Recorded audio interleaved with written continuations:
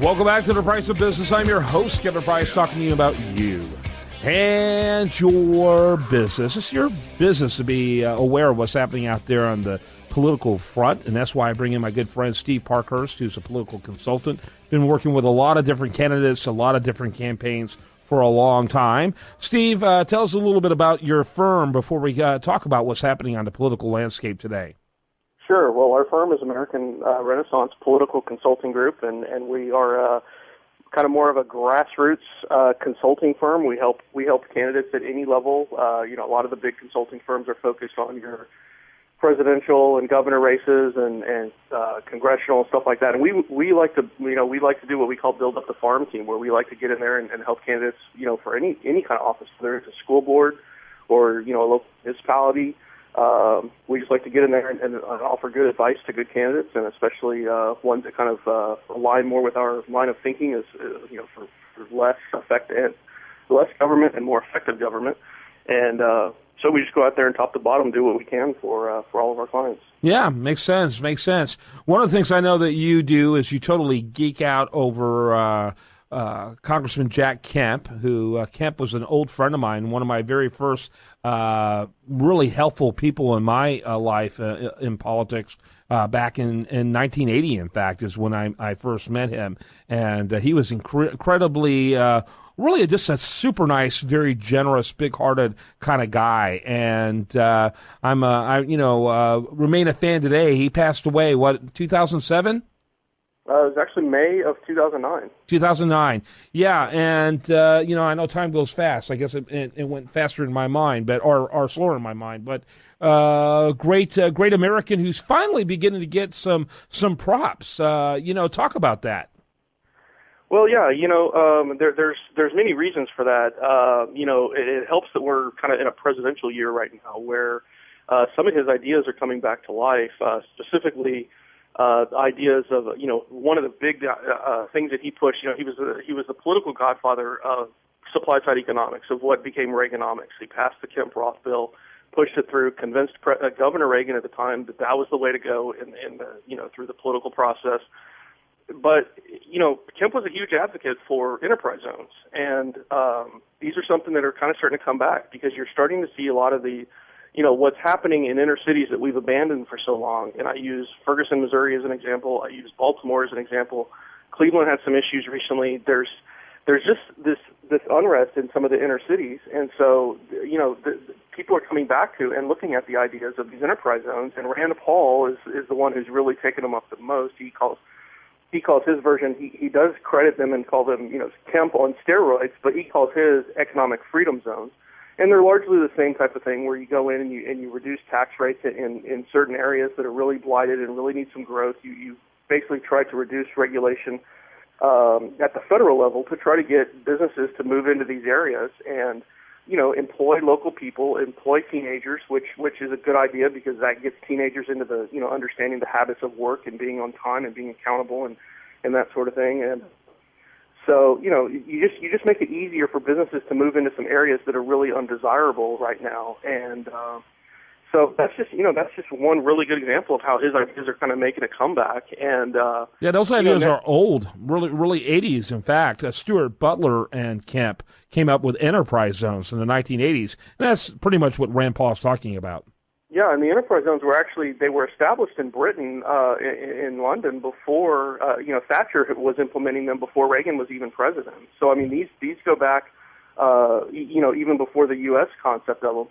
And but you're right, Stuart Butler from Heritage Foundation, I believe now I think he's with the Hoover Institution or one of those other bodies. But he and Kemp were kind of political buddies on that issue, where they would just get together and I've talked to Mr. Butler, and they would just get together and they would hash out ideas, and they would just talk, and they would kind of hold mini seminars between the two of them to say, this is what London is doing, this is how it's working, this is how we could do it in the U.S. and this is why it's viable, and this is why it's important. And Kemp would joke, as a lot of more of our libertarian friends will joke. They'll say, well, if enterprise zones are so great, why isn't the entire country a big enterprise zone? And, I get that argument, and that's funny, but the reality is that we have areas that are bad, and if you got to start somewhere, let's start there. And if they work there, other people will gravitate to the idea, and it'll expand and grow. And yeah, hey, before you know it, maybe the entire country can be an enterprise zone.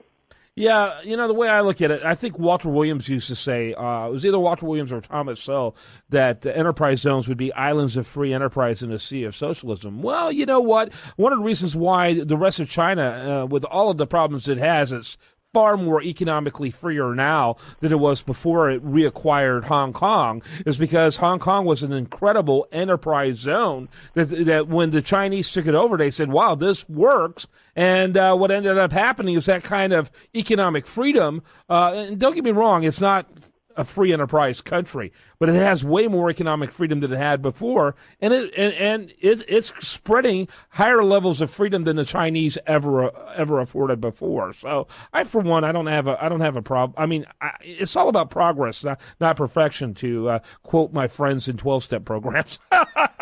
Right.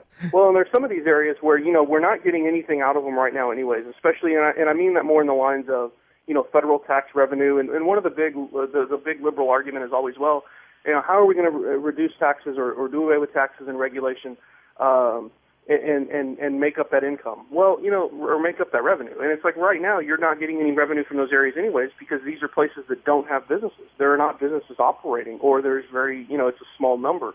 And so, there's a theory that basically, I mean, you can imagine if you were in any town USA and you're on Main Street, and if you're on one side of Main Street that looks like what we want an enterprise zone to look like, and across the street is squalor and people who are being held down or oppressed, and they look across the street and they say, well, I want what they've got. How do we go about getting that? I mean, that's your Hong Kong, China analogy, where it's like once people start to see what can happen and what the potential can be, everybody's gonna go after it. And I think it was Herman Cain. Somebody else might have coined the phrase, but Herman Cain in 2011 and 12, when he was running for president, he would kind of explain his economic plan, and he used this great little rhyme where he said, once people understand it, they will demand it. And I think that's the same concept applies to enterprise zones. Once people see how effective they can be, if we'll get the government out of the way of these things and just, there's got to be some government involved at a very minimal level, but get people involved, get the government out of the way, just let people see how these can work. Other people will demand the same thing. Mm-hmm. Mm-hmm. Yep. Now, in that same vein, Jack Kemp, the Bleeding Heart conservative, who I believe the title is "Who Changed America." It's a new book out there by who's it by? Kondracki and Barnes, right? Yeah, more Kondracki and Fred Barnes. Yeah. Yeah. And I think you got the title right. If not, it's just only a couple of words off. Yeah, it's pretty interesting. Looks like it's highly. Yeah, that's exactly the title. I'm looking at it right now on Amazon. By the way, it's not coming out for another month, but I bet you've already pre-ordered it.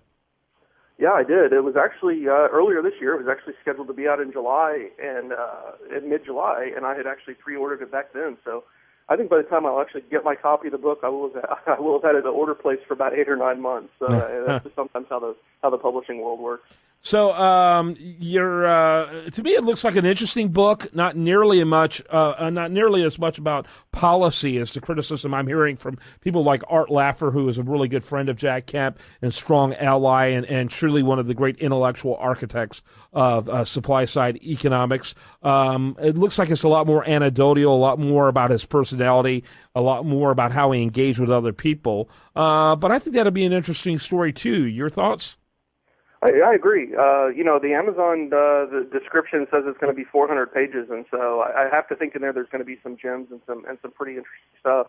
I've kind of heard some of the same stuff you have, and somewhat anecdotal. One of the words that I had heard from somebody who I don't know that they've talked to Art Laffer or not, but one of the words that I had heard was kind of gossipy. That the book was kind of talking to a bunch of people and just kind of more of like a DC insiders gossipy type of book.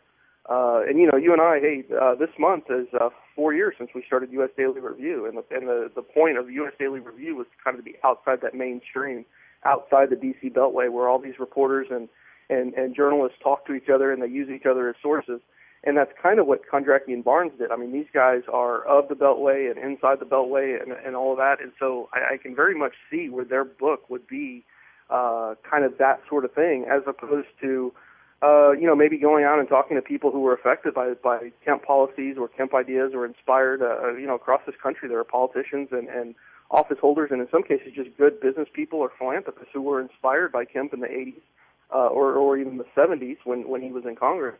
And they went out and they did things on their own, or they're still doing things today. And so I think there's a story kind of, beyond the Beltway that's to be told. And, somebody hopefully will get around to doing that at some point. Well, how does that compare to what you're working on?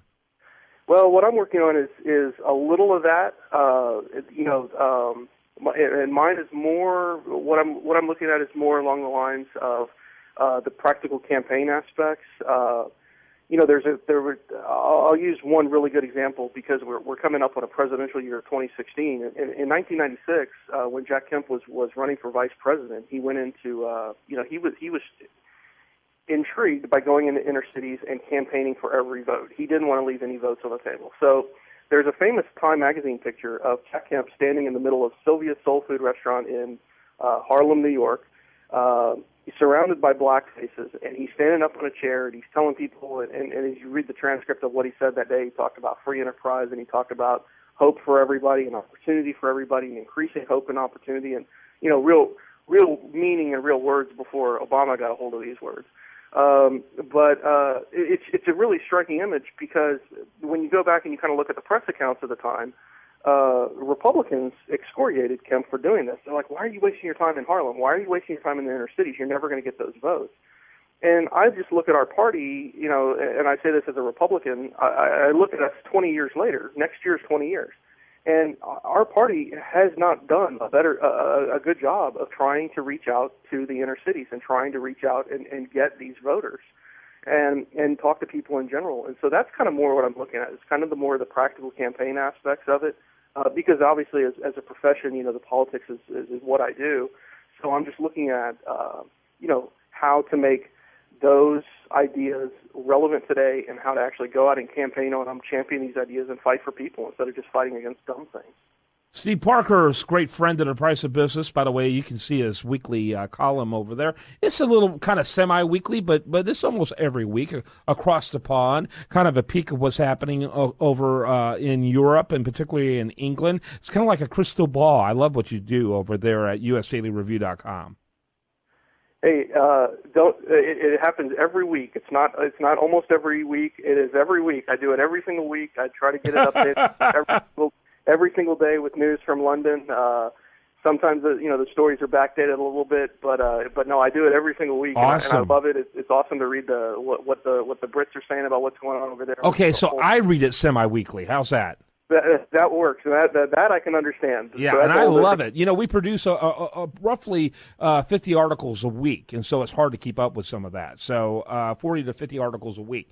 And so, but I think I read yours. I know I read yours more consistently than anyone else's work because I love it. It really feels like I'm sneaking a peek on tomorrow. I love it. All right, Steve Parkhurst, your website before I let you go.